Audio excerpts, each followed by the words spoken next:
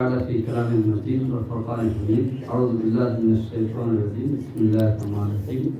يا أيها الذين آمنوا اتقوا الله وكونوا مع الصادقين. وأيضا قال من المؤمنين رجال صدقوا ما عهدوا الله عليه فمنهم من قضى نحبه ومنهم من ينتظر وما بدلوا تبديلا.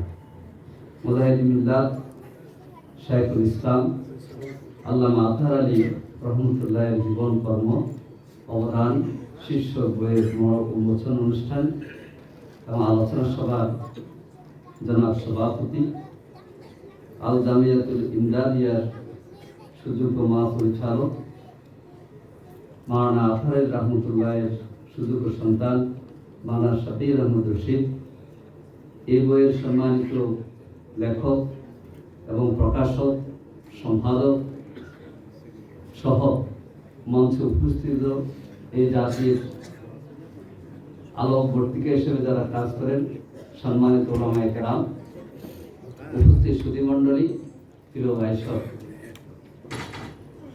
আজকে খুবই গুরুত্বপূর্ণ একটি আলোচনায় আমরা মিলিত হয়েছি।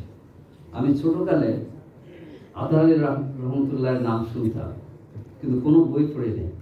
তাতে আমার মনে হইত যে তিনি একজন বুজুর্গ ব্যক্তি।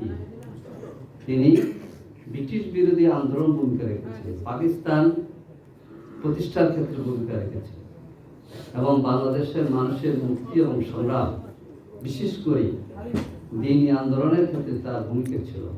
এতে করে মনে থাকতো যে তিনি আমাদের লোকই। আল্লাহ তাআলা আজকে সুন্দর একটি অনুষ্ঠানে আসার সুযোগ দিয়েছেন, আলহামদুলিল্লাহ। মূলত আমি আসার কথা না, আমাদেরকে দাওয়াত দিয়েছেন ভাই এই আমাদের জামিয়াতুল ইমদাদিয়ার মহাপরিচালক শাফিউর রহমান সাহেব।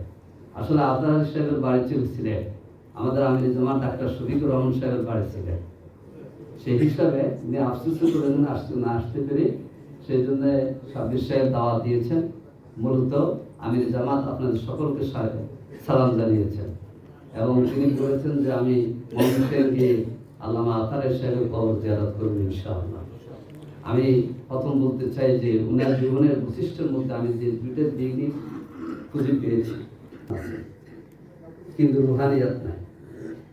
আবার রুহানিয়াতের কথা আমরা যারা বলি, রাজনৈতিক দিক থেকে সমাজের সবাই আমাদেরকে যোগ্য মনে করে না। এই জন্যে সৎ সমাজ বা ইসলামী সমাজ বা ইনসাফ ভিত্তিক, ন্যায় ভিত্তিক যে সমাজ আমরা প্রতিষ্ঠা করতে চাই, নেতৃত্বের জন্য মানুষের মধ্যে রুহানিয়াত আর রাজনীতির যে জ্ঞান, এই সমন্বয় যেটা মাওলানা আতহার আলী রহমতুল্লাহ আলাইহির মধ্যে ছিল। একদিনে তিনি রাজনীতির জ্ঞান, এলমি হাসিয়াত এবং রুহানিয়াতের সমন্বয় তার মধ্যে ছিল, যেটাকে বলা হয় ফুরসানুন নাহার। দিনের যারা মুজাহিদ তারা হচ্ছে ফুরসানুন নাহার আর রহবান লিল্লাহ। যে এইভাবে যদি আমরা গড়ে উঠতে পারি, তাহলে আগামী দিনের এই বাংলাদেশ আলেম ওলামাদের বাংলাদেশ হবে ইনশাআল্লাহ। সমাজের সুধীমণ্ডলী, আল্লামা যে ভূমিকা রেখে গিয়েছেন, আমি দেখেছি বইটার মধ্যে আছে যে আওয়ামী লীগ, কৃষক প্রজা পার্টি, নেজাম ইসলাম পার্টির মিলে জোট গঠন করে, যুক্তফ্রন্ট গঠন করে তখন এই পাকিস্তানের শাসক গোষ্ঠীর বিরুদ্ধে তারা ঐক্যবদ্ধ হয়েছে। আর আজকে আমরা ওলামারা, যেখানে সেকুলারিজম আমাদের সংবিধানের মূলনীতি হিসেবে করে 1971 থেকে 71 সালের পর থেকে 80 সাল পর্যন্ত জাতীয় রাজনীতিতে ধর্মভিত্তিক রাজনীতি নিষিদ্ধই ছিল। আজকে এই সমস্ত লোকেরা আবার উকি দেয় বাংলাদেশের সংবিধানে ধর্মনিরপেক্ষতা যোগ করে ইসলামের রাজনীতির দলগুলোকে নিষিদ্ধ করে দিয়েছে। আজকে আমরা কত বছর পরে আল্লামা আতহার আলী সাহেবের আলোচনা সভা করতে পেরেছি। আজ থেকে 3 মাস আগে করলে হাইকোর্টের গেটে আসলে 10-12 জনকে আগে গ্রেফতার করে ফেলতে, কি বলে? আমরা মুক্ত বাংলাদেশে আছি। আমাদের এই স্বাধীনতা ব্রিটিশদের বিরুদ্ধে যে স্বাধীনতা সংগ্রাম করে এই উপমহাদেশের আল্লামা থানভী রহমতুল্লাহ আলাইহি থেকে আরম্ভ করে শিববির আহমদ ওসমানী রহমতুল্লাহ থেকে আরম্ভ করে যারা এই ভূমিকা পালন করেছেন, এইসব আলেমদের অবদানই হচ্ছে 47-এর আমাদের পাকিস্তান এবং বাংলাদেশ। আমাদের স্বাধীনতা 47-এ, আমাদের স্বাধীনতা 71-এ, আমাদের স্বাধীনতা হচ্ছে 24 সালের 5ই আগস্ট। আসলে এই প্রিয় বাংলাদেশকে দুইটা জিনিস আমরা অর্জন করব। একটা হচ্ছে একটা, আরেকটা হচ্ছে একটা। একতলাফ থেকে একতলাফ, আর আমরা চলে যাব ইত্তেহাদে।